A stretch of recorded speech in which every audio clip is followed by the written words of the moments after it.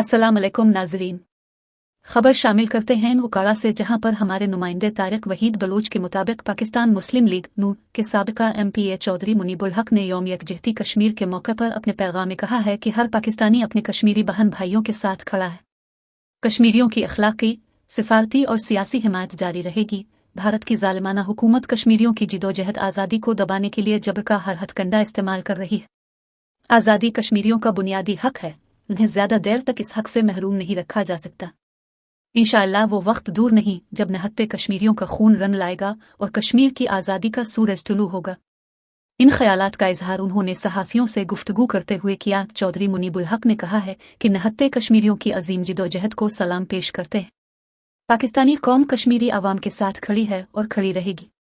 भारत कश्मीरियों पर जुल्म कर रहा है, रोजाना माओ के बेटे मारे जा रहे हैं, ख्वातीन की इस्मत दुरी और हरासा किया जाता है। भारत में कश्मीरी बहन भाइयों के बुनियादी हुकूक सल्ब किए हुए हैं। कश्मीरी अवाम के साथ भारत के रवा रखे जाने वाले गैर इंसानी सलूक की भरपूर मजम्मत करते हैं। उन्होंने कहा कि कश्मीरी अवाम कई दहाइयों से भारतीय फौज के भयानक जबर का जुर्रतमंदी से मुकाबला कर रही है। कश्मीरी लॉकडाउन में जिंदगी गुजार रहे हैं। अक़वाम आलम को कश्मीरियों के दुख दर्द का एहसास होना चाहिए। जनूबी एशिया में पायदार अमन के लिए सलामती काउंसिल की करारदाद के मुताबिक कश्मीरियों का हक खुद रादियत नागुज़ीर है। उन्होंने कहा कि भारतीय मजालिम पर अक़वाम आलम की खामोशी का कोई जवाज़ नहीं। दुनिया जान ले कि कश्मीरियों का हक खुद रादियत कोई नहीं छीन सकता। भारत को कश्मीरियों पर अपना वहशियाना जबर बंद करना चाहिए और इंसानी हुकूक की पासदारी करनी चाहिए। कश्मीरी गुज़िश्ता 7 दहाइयों से गैर मुतज़लज़ल अज़्म का मुज़ाहिरा कर रहे हैं।